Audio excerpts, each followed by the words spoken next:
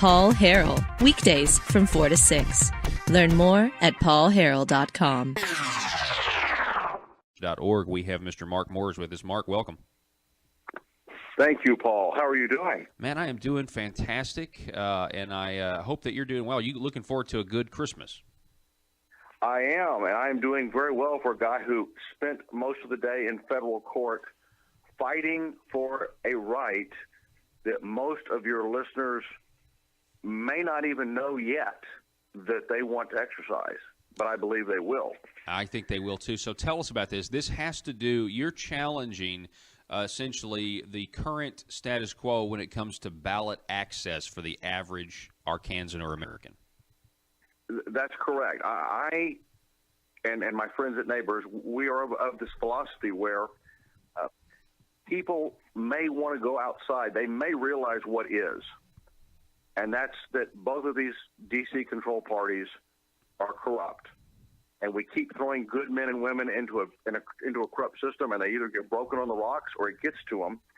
And I really think, like Bernie Madoff. You remember who Bernie Madoff was? Yeah, absolutely. Ponzi scheme. Most of Bernie Madoff's clients, 2 months before they found out they were never getting their money back, Bernie Madoff's clients thought he was a great guy. And I think that's where a lot of Americans are with regards to whatever party they think they back, because we've got politicians, they're buying fake prosperity with $20 trillion in debt, and we haven't decided yet who's going to get stuck with that tab. And until we do, it seems like, oh, things are going okay. But once we realize the money is gone, I'm looking for a Madoff moment, and at that point, people are going to wish they had other options. But by the time they realize that, see, the door was closing, Paul. They were losing their options. What happened was we ran a bunch of people for office as independents for the legislature 1 year, and the legislature responded by moving the date in which we had to submit our petitions way up to March 1st, just like they had done 3 times before. Mm-hmm. And 3 times before, the courts told them, you cannot do that. It's unconstitutional to have the establishment party guys sort of be a protected status where if you're a Republican or a Democrat, you can wait till the very last minute. You can wait till the last day of filing period to decide whether you want to run, and then see the lay of the landscape and see how it goes.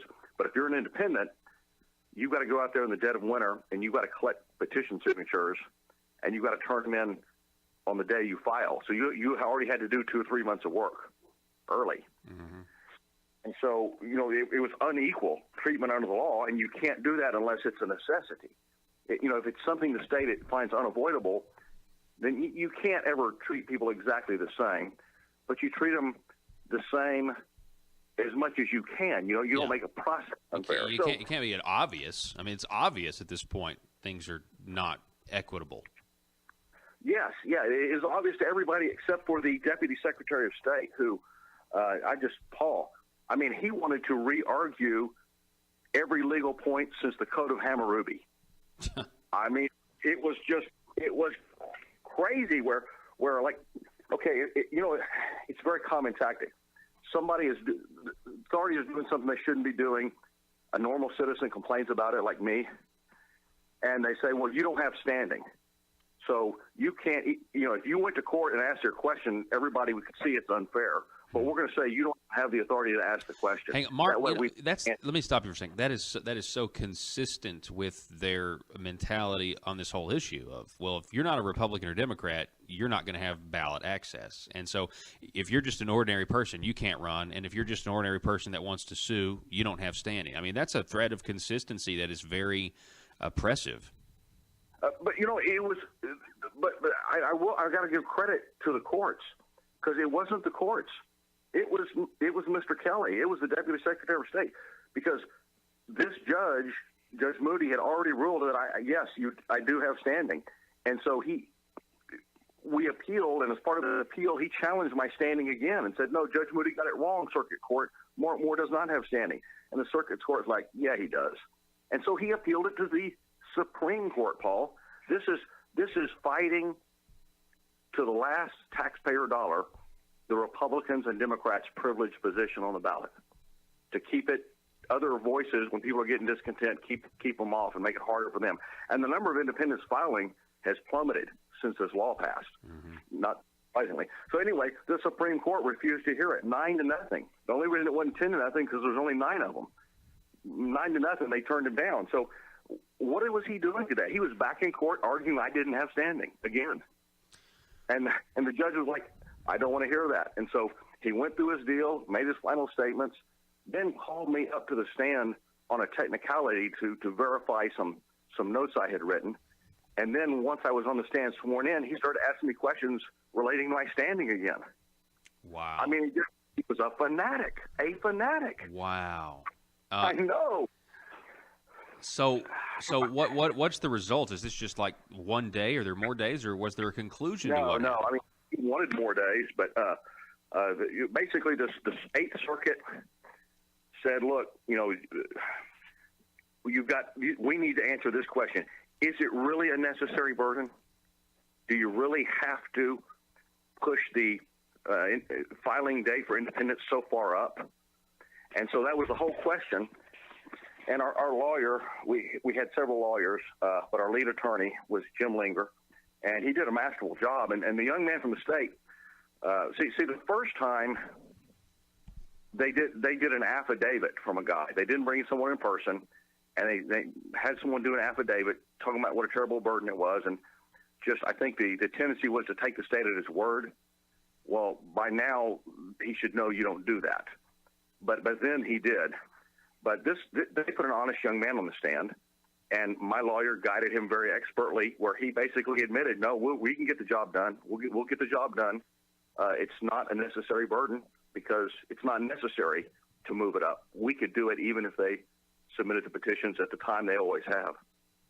So, I mean, you never know, Paul. You never know till the judge writes his decision. But I think that law is going to... The status quo right now is essentially you have to get these petitions in order to get on the ballot. Right. Whereas, because you're a Democrat or Republican and you got X percentage last time, you automatically are going to be on the ballot. There's going to be a candidate on the ballot. You just got to decide who that is. We don't have to get petitions. So there's already that, what I think some would consider to be unfair. And then on top of that, we have the new law that is saying, okay, you don't have as long to gather your signatures as you used to. That's what you're telling me. Or you have to decide well in advance. You can't say, let's say that I was a person, this is not me, but there's people like this. They're saying, I think I want to run for the legislature. Do I want to run as an independent, or do I want to run as a Republican? Let me think about it. Well, Paul, you can't think about it, because if you're running as independent, you should already be collecting signatures. And that's one of the things he tried to ask me today. Why aren't you already collecting signatures, if you're running as an independent? I'm like, I'm waiting for this judge's ruling. That's the whole point. The whole point is I'm saying I shouldn't have to be collecting signatures like days before Christmas. There's no need for that when the election's not for another year. And you don't even know who the Republican and Democrat candidates are until the primary runoff in June 17th or something. It's just crazy to expect us to go around collecting signatures in the dead of winter. So, and I will say this. The thing I'm worried about is there is no deterrent. They've done this 3 times before, where they say you have the right to go around us. If you're fed up enough with us, you have the right to go around us. But if you try to exercise that right, they keep changing the law to make it harder and harder. So, you see what I'm saying? It's an illusion. They're pretending to have it. But there's no deterrence. I'm afraid this judge, I think he's going to rule in our favor. He's going to say the law is unconstitutional. Then he's going to turn his back, and when he does, a few cycles later, they're going to do it again. But what I'm concerned about is there's no deterrent. And honestly, I mean, it's cost the state a lot of money, and it may cost them a lot more. And they're always fighting this thing. Really, what they ought to do, if it's me and I'm a legislator making the law and I want to be fair about it, and I want to protect the interests of my constituents instead of my party, I do it the way they do it for judges. Do you know that judges do not have to collect signatures to get on the ballot during their period? They can pay a filing fee directly to the state, not to the party, but to the state, 6% of their annual income. And in Oklahoma, It's the same thing for independents. Independents, they don't have to worry. Like right now, I'm worried about maybe the objectivity of Mr. Kelly. If I submitted petitions, I don't. He's very good at finding little things and making a big deal out of them. You know, I'm worried that it would all be blown out of proportion, and I have to go back to court again. Mm-hmm. So the way to avoid all that is you just let independent candidates to the ballot, like you do judges. They can either submit petitions or they can pay a filing fee, 6% of the annual cost of their office. Yeah. Now, the parties are going to hate that because they want the money going to them. Right. But why should the taxpayers have to keep forking over money to protect the vested interests of the party when the state could be making money off of filing fees from independents? That's a really good point. That's a really good point. I hadn't even thought of that before. Wow. Yeah, well, 6% of the cost of the office. Yeah, you know what? 6% of the cost of the office, those parties would want to raise their salaries again to make it even harder. Well, yeah, no, the parties will make it a lot higher than that because they want to keep out the Tea Party trash. Yeah. You see. Yeah, that's true. If you need to be able to, you have to suck up to the big boys to get the donations to get on the ballot club. That helps keep the hoi polloi off the ballot. So I'm protecting a right that most people right now, they don't know yet that they're going to need, but we're going to have that Madoff moment, Paul. Mm-hmm.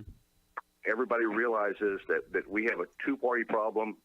We have a centralized power problem all the way to Washington, D.C., and they're going to wish they had other options. And before they even thought to be grateful about it, me and a few of my friends, we're trying to do something about it. Yeah, and so tell us about that. Tell your friend. Tell us about Arkansas Neighbors, the Arkansas Neighbors Project. It's arneighbors.org. Just real quick, I mean, you guys are doing, this is really great stuff here, standing up for the little guy.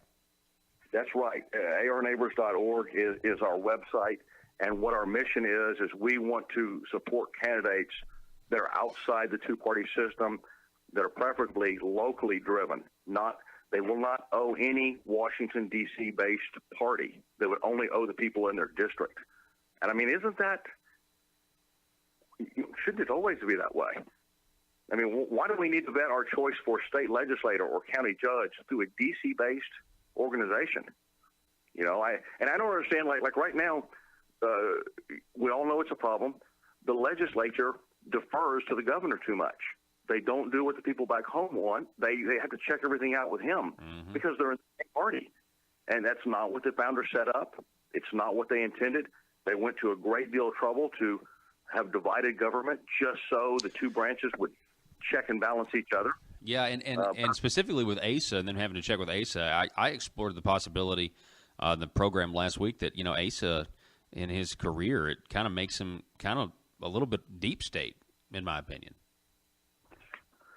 There's no doubt about it. You know, he was working for the Department of Homeland Security, and he started a Department of Homeland Security in Arkansas, which sounds a little Big Brother to me. It's like, first of all, I don't even trust the name. I don't even trust what they're doing. And I don't like them. I don't like the surveillance state stuff that's going on. Yeah, of course. It's really not their business. It's not about. I don't think it's about keeping me safe. I think it's about. Let me go back to the theme I started with. When we have that Madoff moment, when we're looking at, we got $20 trillion in debt and a bunch of promises we can't keep. The money has most of it's been given away to the connected, and now we got to see who gets stuck with the tab. Yeah. They want a security apparatus to keep us from having a French Revolution. Well, Mark Moore, we're talking Mark Moore. Real quick, wrapping this up, Mark, where does the case go from here? It should end here. It should end here. He's going to have his ruling, and hopefully he will have it by January 1st or 2nd. And if that is the case, then people, and if he rules in our favor and asks us for all the relief we've asked for, then people can decide all the way up to the date they file whether or not they want to run as an independent. And I encourage some of y'all to consider it. Come to arneighbors.org, check it out, ask around. We desperately need people that will run on their own name because they have a good name, because they're honored in the community, and not relying on this label and say, well, I'm just going to jump on this brand because this is the brand everybody likes. Well, in that case, the brand owns you. Yeah. You're not running on your own name. You're running on them. So we want to change that. It's a very fundamental change. It's not like a hot button issue that gets everybody fired up, but honestly, it's going to be more meaningful. It's going to mean something on every issue, that they're free to vote their conscience and not the way the party bosses tell them to vote. Mm-hmm. Yeah, absolutely. Mark Moore, I appreciate you, sir, and I appreciate your points, and I just want to say you're a patriot, and I just hope you and your family have a Merry Christmas. Same to you, Paul. All righty. Folks, we're going to take a break. You're listening to the